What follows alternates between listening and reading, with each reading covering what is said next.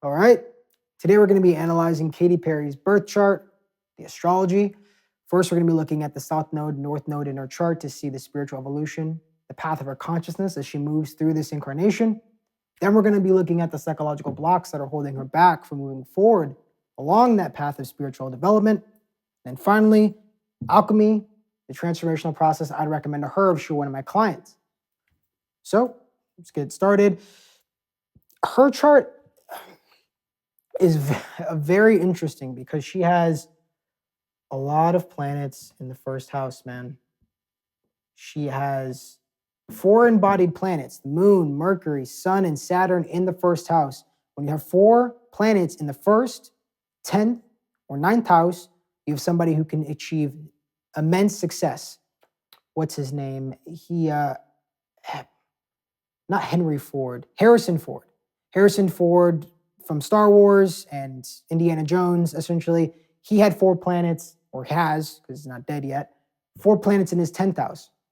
And you will see, I think, 4 planets in other people's famous people's charts, but this is part of why she's become so immensely successful.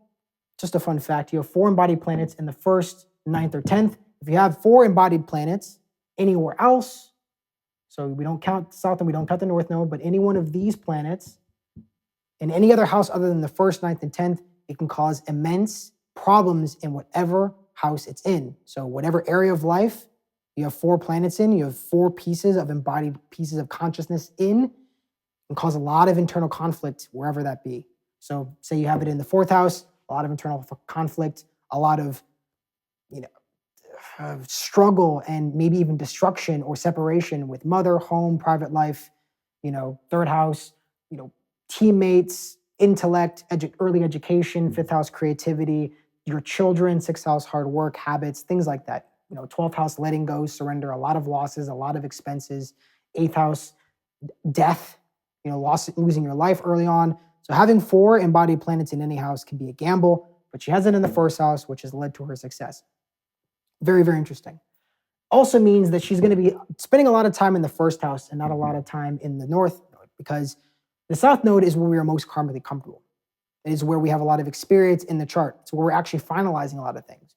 So whichever planets are conjunct Ketu is where we are completing the karmic, let's say, debt or energy, good or bad, with those planets.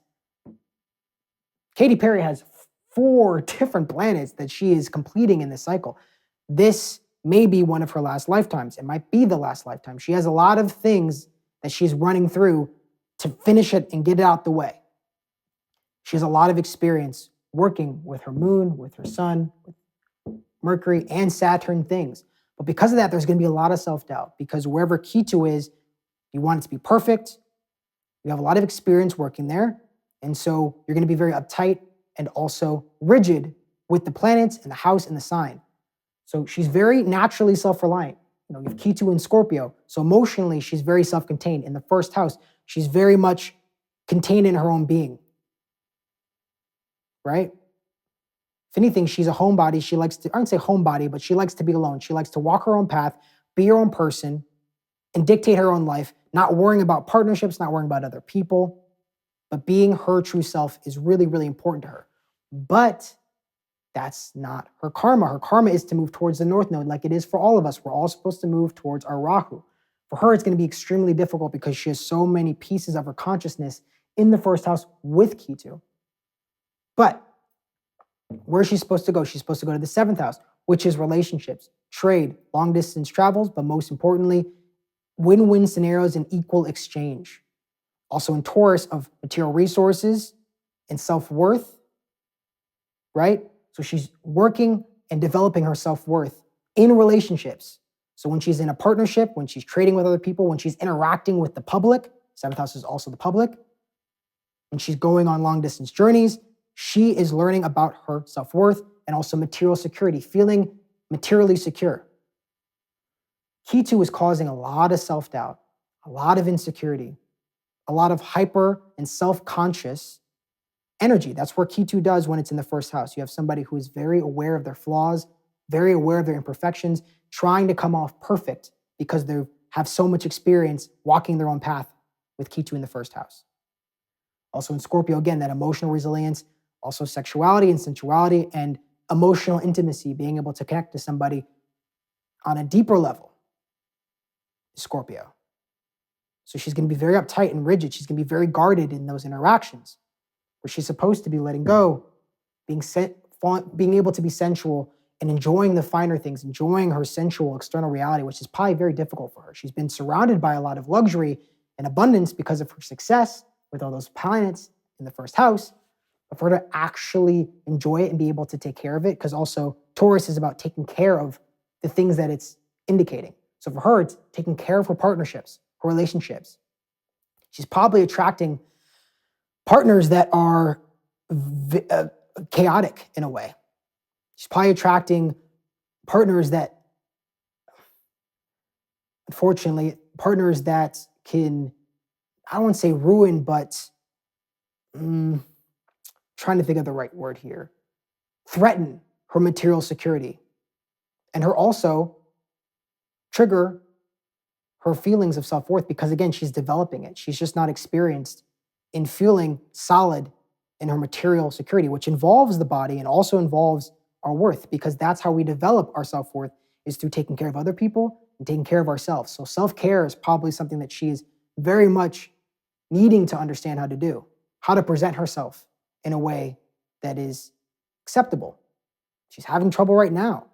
Kind of always been, experiencing certain kinds of controversies and trouble because people are not resonating with the image that she presents. But because she's so new to it, she's not used to being in the public sphere, at least based off of her karma, based on her chart from past lives.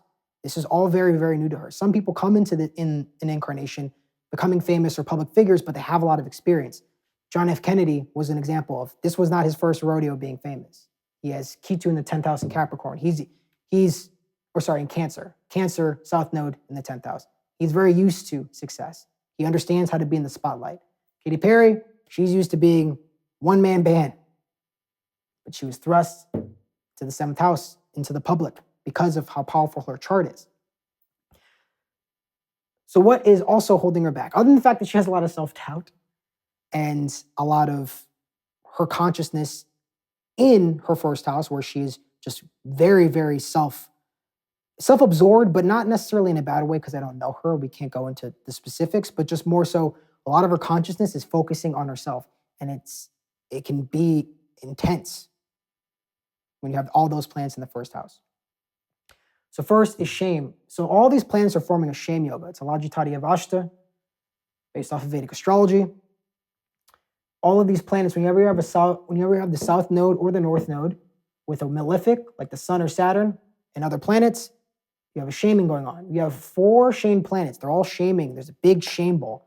She has 4 out of 7 of her planets shamed, meaning that there was a deep-rooted feelings of insecurity around all of these different indications, around letting go, around her intellect and communication, around authority figures and her power, around the mother and her emotional needs. All these different significations of the moon, sun, Mercury, and Saturn are being mollywopped by this conjunction, this super conjunction, and it's happening in her first house. So it's not something she can escape. It's something that she's constantly experiencing all the time. She is really working through that shame. It's also in Scorpio, which is the most difficult sign of our inner demons, trauma, intimacy. So it's just like the wounds are deep.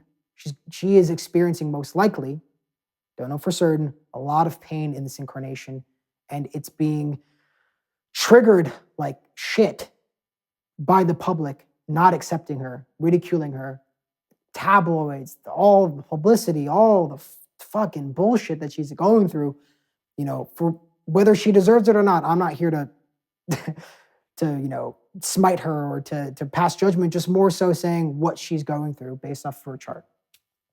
Imagination, but it's in a negative way, right? So you can have vision, which is kind of a positive form of imagination, or you can have imagination, which is kind of like a false reality, almost an escapism. She has the moon conjunct Mercury. It's also experiencing a shaming, so it's going to be even more intense, more embedded in her psyche, deep in her subconscious mind, where she will come in with rose-colored glasses. There's a lot of things that she thought would be better than they actually were. You have the moon starving Mercury, because Mercury does not like the moon. You have your emotions essentially usurping or, performing a coup on your intellect. Mercury is supposed to analyze things objectively, intellectually, gather the facts, and then allow Venus to commit by using all the data to come to a conclusion. That's how it's supposed to work. That's why Mercury and Venus are friends. When they're together, they're very happy because it's a beautiful relationship. Moon is needy. It's emotional. It needs connection. It needs to be connected to something real. That's why it's exalted in Taurus. It's actually debilitated here too in Scorpio, which makes it even more difficult. So she's connecting to things that are not healthy for her. So there's probably addiction struggles going on in the background that we don't know about. I mean, whenever you have afflictions, negative avashtas or starvations or difficult conjunctions in Scorpio, whenever there's difficult stuff going on in Scorpio, you have high propensity for addiction. So she's probably dealt with that. So there's a lot happening, especially in her mind, which is also the first house. So yeah, I mean, it's intense. There's a lot happening. But anyway, yeah, she's probably approaching situations where she's not willing to objectively analyze things, try things out and let it go. Mercury's all about like the trial period. She's willing to commit, right? She doesn't do a trial period with anything. She immediately buys the 3-year subscription. She meets a new person, 3-year subscription. Buys a new car. I'm buying it outright, sticker price, not even going to lease it, not even try it. Amazon, Hulu, Disney Plus, no trial periods, straight 5-year commitment. And then she later regrets it because she didn't do her due diligence. That's what happens when you have the moon starving Mercury, when it's looking at it or if Mercury's in Cancer. Finally, fear. You got Saturn shaming all these other planets. Saturn is our fears, it's our trauma, it's separation, especially when you have Saturn-Moon conjunction with Ketu. I mean, she has a deep-seated separation trauma related to her mother. There's also going to be trauma, too, with authority figures and her emotions. And so, I mean, it's fear, shame, and I don't want to say delusion because I don't know her, but I mean, at least a very overactive and destructive, self-destructive imagination. So what would I recommend to her? Hearing all of that, one of the most difficult charts I've seen doing this series of analyzing the astrological charts of famous people. Shadow work for the shame. I mean, going inside of her subconscious mind, the shadow represents the parts of ourselves we've rejected and repressed. Going into that part of herself to essentially work with all the different parts that are holding on to her shame. And because she has so many planets that are being shamed, that are with malefics, with Ketu in the first house, means there's going to be a lot of different parts. It might be her inner child, her inner parents might have shame. She has some inner demons she has to work through, her inner critic, inner adolescence, different versions of herself, whatever it may be. There's a lot of different parts of her consciousness that are holding on to shame, which is the most painful emotion, resonating at the lowest level.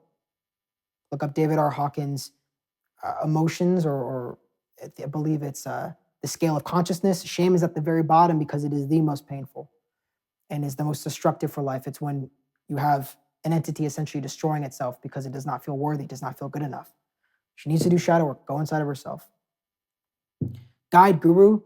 When we have an overactive imagination, when you have somebody who has a starved Mercury, they need a coach. They need somebody to snap them out of it and keep them on track to make sure, hey, am I missing something by getting in this relationship or committing to this thing? Did I not do my due diligence because I really want to connect so bad, or I really want this thing so bad that I'm not willing to take the time to try different things, shop around? Mercury's all about shopping. It's like you go to the first store and you don't even do any price checks. You just immediately buy it. Full price. Don't even haggle. Don't even look around. Don't even leverage any of your abilities or anything. You just say, whatever you say, I'm doing it. Okay. Well, she needs somebody to kind of sit her down and say, hey, let's analyze this objectively. Finally, trauma therapy, for that fear, for all those conjunctions, there's going to be there's going to be some trauma that's intense, that's deep-rooted, whether in this life, it might be a past life thing that's been carried over. Ketu, South Node signifies our past lives, so I wouldn't be surprised if this is something that she's been dealing with over multiple lifetimes. This is not the first incarnation where she's dealing with this stuff. But, things like EMDR, EFT, and, DBT, CBT, cognitive behavioral therapy, dialectical behavioral therapy, eye movement dialectic, or eye movement something therapy or whatever. I forgot what the exact words were. And then, emotional freedom technique. These are forms of emotional release. She could also do emotional release as well, but just any kind of trauma-informed care, anything where she can work with a professional to actually really get to the root cause of this fear, heal that trauma, and move on with her life so she can just enjoy her success, enjoy her millions, and stop forcing it, I guess I would say. So, yeah. Anyway, thank you for your time and for getting this far. Would really appreciate a like and a subscribe if you wouldn't mind. And also would love to hear your opinions. If you agree, disagree, you can relate to a certain extent with Katy Perry and her story. Hopefully not too much because it is intense. Thank you.